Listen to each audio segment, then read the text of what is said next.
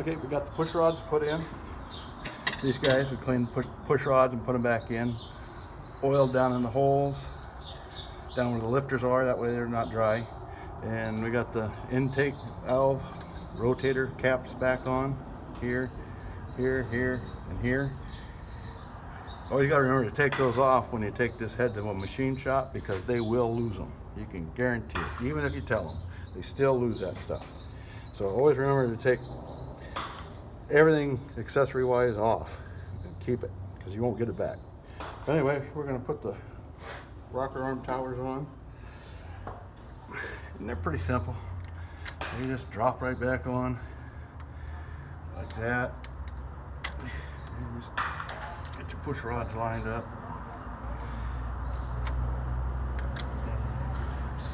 There'll be a little bit of tension on them because some of the valves will want to be down, so you want to tighten these down evenly. On this particular engine, it uses an internal oil line that oils the rocker shafts. And it goes just like that. It just pushes in. Not a big deal. Then you just have these little clips that hold everything into place for that line. Like that. This one over here, got a clip to hold it up there.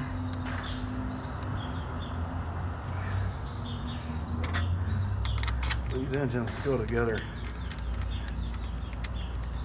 pretty simple. I've always liked them in tractors, but you can see how it goes. And we'll get those torqued down, and I will join you back. Okay, we got all the rocker arms on, and we've rolled it through and adjusted them. We may have to take them back off to retorque the head after about an hour run time. And but now we got to assemble all that mess down there, and that shouldn't take too long. And then we'll go from there. Until then, I'll see you soon. Okay, we got most everything hooked back up here. Still got to put spark plugs in it. We got the water neck hooked up, the alternator's back on, most of our lines are back on. We still have to do the exhaust. We're gonna get the exhaust put on. That's super simple.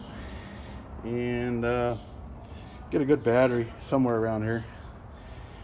And let's fire this thing up. Then we'll run it for a while, then retorque the head, and hope it doesn't do it again. But we're getting closer, and I'm getting tired of working on this thing.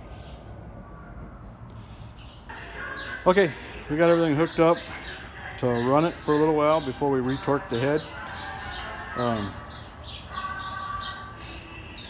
We're low on battery here, so hopefully we have enough batteries to start it. Once it starts, it charges, but these batteries are pretty bad. But let's turn the propane on and let's see what happens.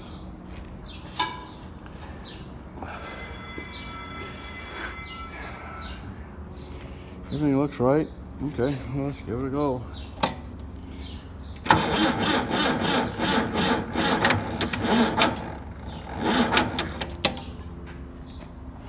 We may have to get more battery.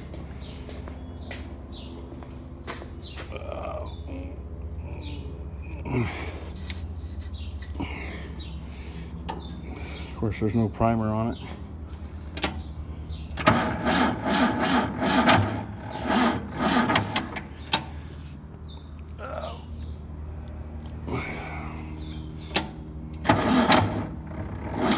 Yeah, our battery. We'll have to go find a better battery.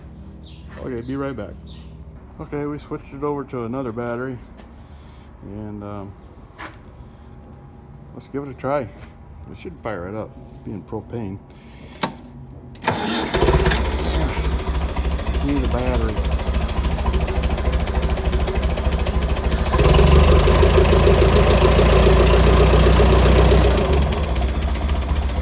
Okay, So we'll let it run for a while and get up the temperature, and then we'll pull the valve cover off, retorque the head, and check the timing, and that'll be it for this.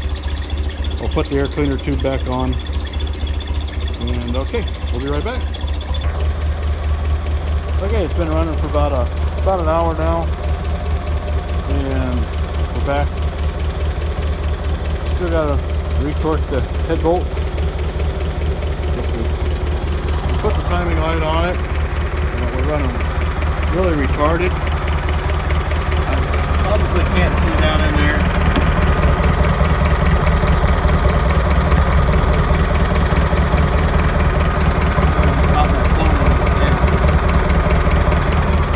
We got it about 8 degrees before top dead center. The book says between 10 and 4 degrees before top dead center, so I think we'll be fine right there. So all we got to do is torque the head, put the air tube back on it to the air cleaner, and this job is done.